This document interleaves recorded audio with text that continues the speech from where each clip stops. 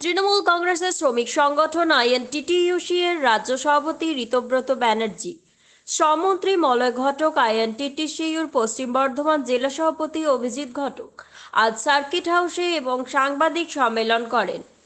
এর আগে তিনি শ্রমিক ভবনে পশ্চিম বর্ধমান জেলার কর্মসংবাদ পোর্টালের উদ্বোধনও করেন। এই অনুষ্ঠানে ঋতব্রত ব্যানার্জি ও মলয় ঘটক বলেন, অদক্ষ শ্রমিকদের জন্য চাকরি পাওয়া খুবই কঠিন হয়ে পড়েছে। এই সমস্যার পরিপ্রেক্ষিতে কর্মসংবাদ পোর্টাল চালু করা হয়েছে। এর মাধ্যমে নিয়োগকর্তারা বিভিন্ন প্রতিষ্ঠানে প্রয়োজনীয় অদক্ষ শ্রমিকের তথ্য পেতে থাকবে এবং তাদের প্রয়োজন অনুযায়ী নিয়োগ দেবে। তিনি বলেছিলেন যে জেলা শাসকের কার্যালয় এবং শ্রমিক ভবনে একটি করে ড্রপ বক্স থাকবে, যেখানে চাকরি প্রার্থীরা তাদের বায়োডাটা জমা দিতে পারবেন এবং এই পোর্টালের মাধ্যমে আবেদন করতে পারবেন।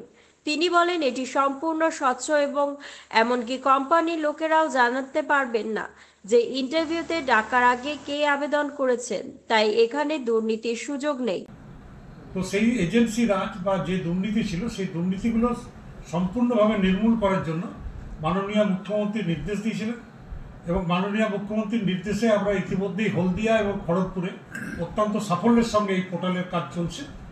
আস্তে আস্তে যে সমস্ত জেলাতে ইন্ডাস্ট্রি আছে সারা পশ্চিমবঙ্গ জুড়ে এটা হবে।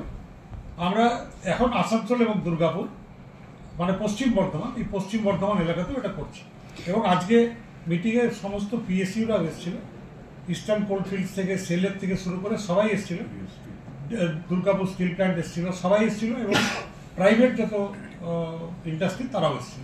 বলছি যারা ঢুকিয়ে দিয়েছে, যারা কোনো রকম কারখানায় ঢুকিয়ে দিয়েছে শ্রমিকদেরকে এই পদ্ধতি না করে, তাদের বিরুদ্ধে কি করে? যারা ঢুকে গেছে এই পোর্টালে তাদেরকে সরিয়ে দেওয়ার কোনো ব্যবস্থা নেই। নতুন যারা ঢুকবেন এটা তাদের। বারবার এখানে অভিযোগ একটা ওঠে যে ঝাড়খণ্ড বা বিহার থেকে কম টাকায় শ্রমিকদের এনে এখানে কাজে যুক্ত করে বিভিন্ন বেসরকারি সংস্থার বিরুদ্ধে উঠেছে। এবার সেই সংস্থাগুলি যদি পোর্টালে অংশ না নিয়ে আলাদাভাবে নিয়োগ করে, সেক্ষেত্রে তখন কি করে? পোর্টালে অংশ না নেওয়ার কোনো ব্যাপার নেই। এখানে গভর্নমেন্টের নোটিফিকেশন করে দেওয়া হয়েছে এবং গভর্নমেন্টের নোটিফিকেশন এই জেলাতে যে কোনো ইন্ডাস্ট্রি মানতে বাধ্য। ভিন রাজ্য থেকে যারা আসেন তাহলে সেক্ষেত্রে আমি তো বললাম যে এই পোর্টালে স্থানীয়রাই অ্যাপ্লাই করতে পারবে এবং সব থেকে ডোমিসাইলের ব্যাপারটা তো মাননীয় মন্ত্রী বলেছিলেন, কিন্তু ইন্টারেস্টিং ব্যাপার হচ্ছে মন্ত্রী যেটা বললেন, ধরুন যেদিন ইন্টারভিউ হবে সরকারি আধিকারিকরাও জানতে পারছেন না যে কে ইন্টারভিউ দিতে যাচ্ছেন, যিনি বা যারা ইন্টারভিউ নেবেন তারাও ইন্টারভিউ দিতে যিনি যাচ্ছেন তিনি যাওয়ার আগে তার সম্পর্কে তার কোনো পরিচয় থাকছে না। ইন্টারভিউ যখন হচ্ছে তখন জানা যাচ্ছে সেই পার্সন কে। এরকম হতেই পারে অভিযোগ যে আগে যদি নাম শর্টলিস্ট হয়ে যায় সেখানে দুর্নীতির অভিযোগ উঠতে পারে, তারও কোনো স্কোপ নেই। পোর্টালটা এতটাই ফুল প্রুফ, যেদিন ইন্টারভিউ দিতে যাচ্ছেন যারা ইন্টারভিউ নিচ্ছেন তখন তারা প্রথম তাকে দেখলেন এবং সেখানেই শর্টলিস্ট করে ফাইনাল করতে হচ্ছে। সুতরাং এই প্রসেসটা এতভাবে, এবং আজকে ইন্ডাস্ট্রিকে পুরোটা দেখানো হয়েছে।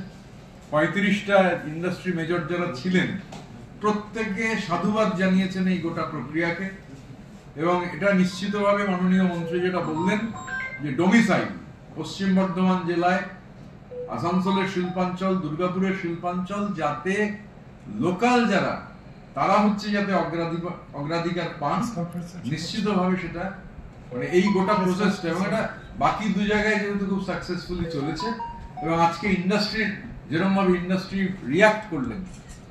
এবং আরো একটা বড় পয়েন্ট মাননীয় মন্ত্রী এর আগে ডিল করেছেন যে ধরুন 20টা কাজ রয়েছে, 20 জন হচ্ছে দরকার, কোন ঠিকাদার নিয়োগ করে রেখেছেন 60 জনকে, তাহলে তো সেই 20 জনের কাজও এনশিওর করা যাচ্ছে না।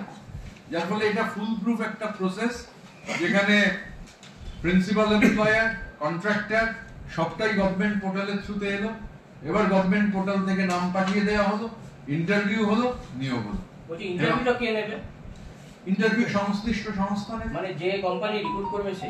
হ্যাঁ, তারা যদি আপনারা